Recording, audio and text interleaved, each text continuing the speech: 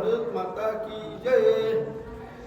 तरी गुरु दाविल वाटा येऊनी विवेका तीर्थचा जो होलिया मळकट बुद्धीचा नमिला गणपती माऊली शारदा आता गुरुराजा दंडवत गुरुराया चरणी मस्तक ठेविले आपल्या तुतीला ज्यावे पती गुरुराया तुझैसा सखा नाही आता कृपा करुणे रंग धरी हाती तुका म्हणे माता पिता गुरु बंधू तोची कृपा सिंधू पांडुरंग जयांची केले स्मरण होय सकल विद्येचे अधिकरण तेचे बंधू श्री चरण श्री गुरूंचे आधार आपुले चो पळोनिया बरे वरी वैसवू पाऊले श्री गुरूंचे मस्तक हे पायावरी या वारकरी संतांच्या पांडुरंगा करू प्रथम नमन दुसरे चरण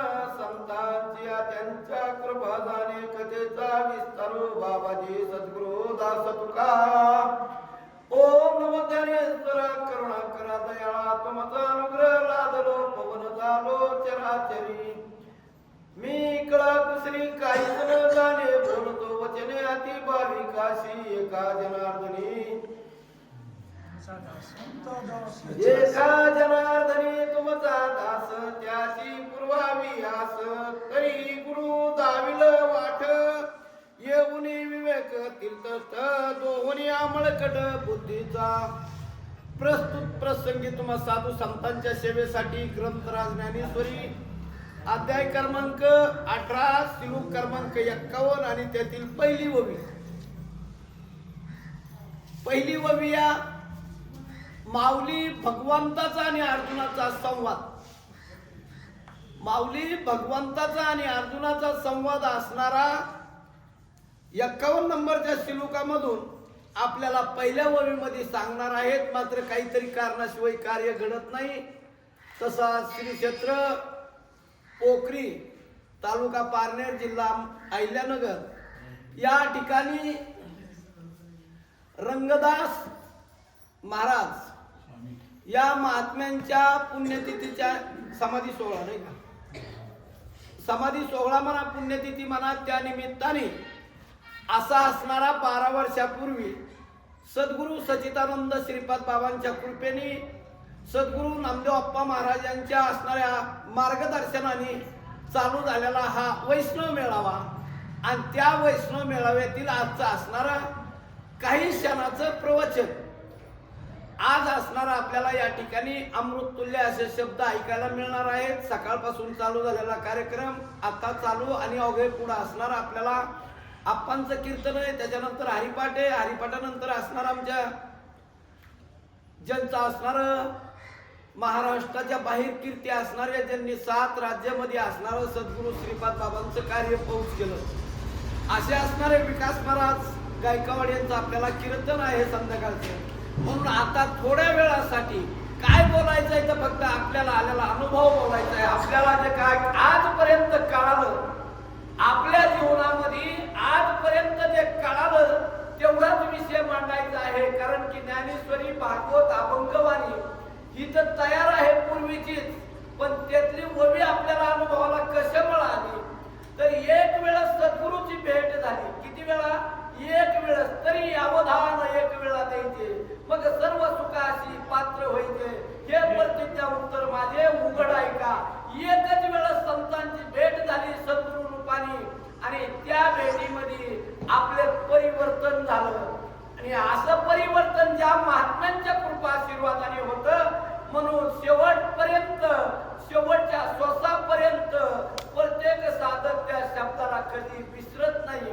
भले त्याला ज्ञानेश्वरी वाचायला वेळ मिळणार नाही, भलं त्याला भागवत वाचायला वेळ मिळणार नाही, भलं त्याला असणारे अभंगवाणी करणार नाही, संस्कृत भाषा करणार नाही, पण त्याला एक मात्र सद्गुरूच्या मुखातून निघलेला शब्द काना वचनाची ज्या वेळेला भेट झाली त्याच वेळेला असणारं त्याच्या पाठीमागचं किती पातक होतं हे सांगत नाही मी.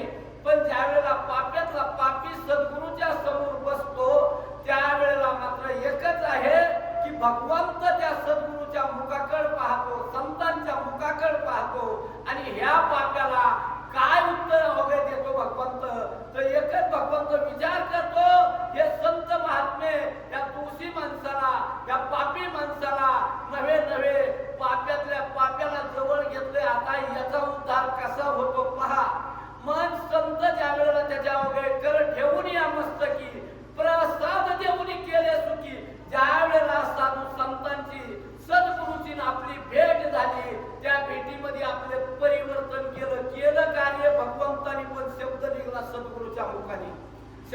कुठून निघला? सद्गुरूच्या मुखातून शब्द निघला आणि तो भगवंतानी तशाच तसा पेलावला, म्हणून तुमचं आमच्यात परिवर्तन झालं. जर चांगला जर विचार केला तर आपण तिहेरी फक्त मनुष्य म्हणून दिसत होतो. आपल्याला ज्ञानेश्वरी कशाला म्हणतात माहित नव्हती, भागवत कशाला म्हणतात माहित नव्हतं. हे ग्रंथाचाच विषय सोडून द्या, देव सुद्धा कळत नव्हता, मंदिर सुद्धा कळत नव्हतं. ज्यांनी या धर्म मंडपापर्यंत तुम्हाला आम्हाला आणलं, ज्यांनी या धर्म मंडपापर्यंत आपल्याला आणलं, त्यांचे अनंत उपकार आहेत आपल्याला. आणि व्यासपीठ मिळणं तर वगैरे आपल्या भाग्यात होतं का नाही हे मला नाही सांगता यायचं. का नाही सांगता यायचं? कारण की त्याला ज्ञानेश्वरी भागवतच कळत नव्हता, त्याला ग्रंथच कळत नाही आपल्याला. तर आपल्याला हे कळालं कधी असतं? पण ज्यांच्या बोटाला धरलं आणि त्यांनी एकच वेळच बोटाला धरून आपल्याला इथपर्यंत आणलं, शेवटच्या श्वासापर्यंत आपल्याला टिकणारा माल दिला. काय दिला? टिकणारी वस्तू दिली. आणि मग तिथं तुकोबरायांनी सांगावा, वळकारे वस्तू, सांडणारे कल्पना, नकाळ राणी जाऊ धनी, धनी जाल कोटे, बुडवाल आपुले हित, आपल्या जीवाशिवासी पाहावे आणि आत्मा सुख घ्यावे. म्हणले हे फक्त जीवालाच कळालं नव्हतं का?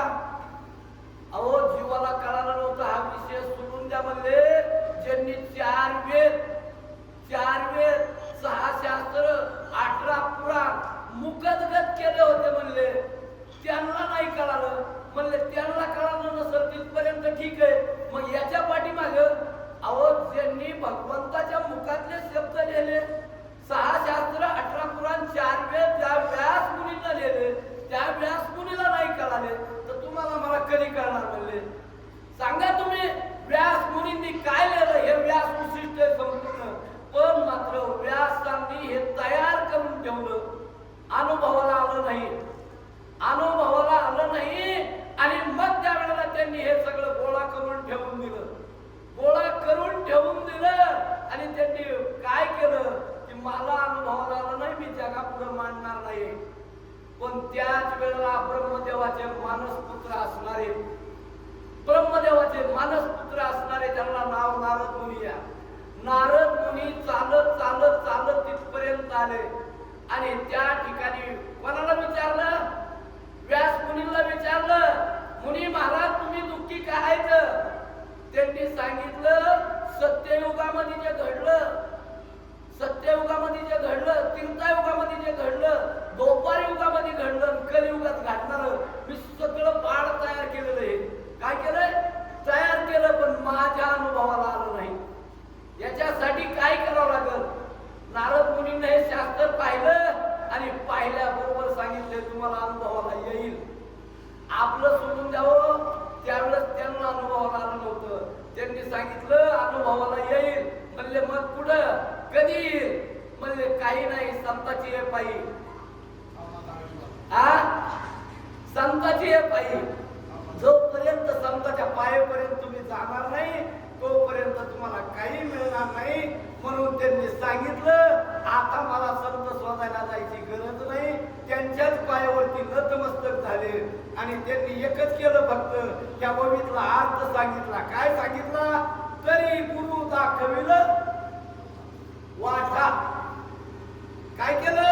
तरी गुरु दाखविलं वाटा, येऊन हे विवेका तीर्थष्टा, दोन्ही मळकट बुद्धीचा फक्त असणारा नारद मुनींनी.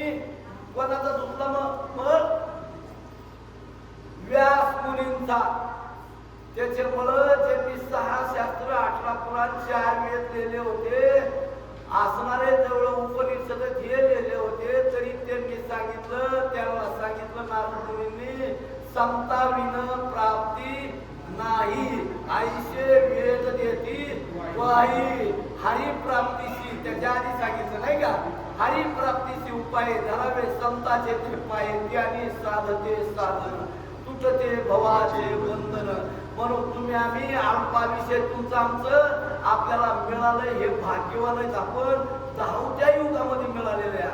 म्हणून जास्त बोलायला वेळच नाही, पण मात्र एकच सांगेल की बघा ब्रह्मदेवाने नारद मुनीला तिथं पाठवलं होतं. नुसतं पाठवलं, मानसपुत्र म्हणून नव्हतं पाठवलं. लक्ष द्या, प्रकाश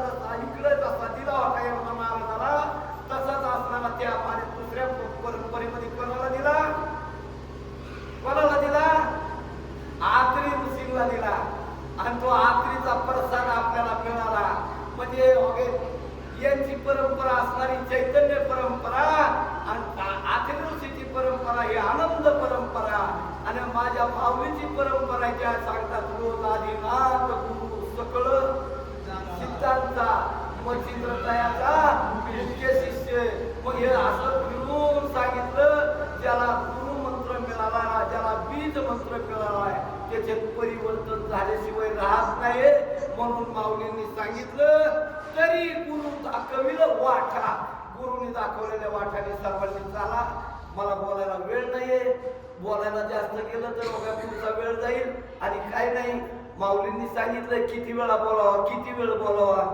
एकदाच भाजीला फोडणी देतात ह्या ताई मंडळी. किती वेळा? एकदाच.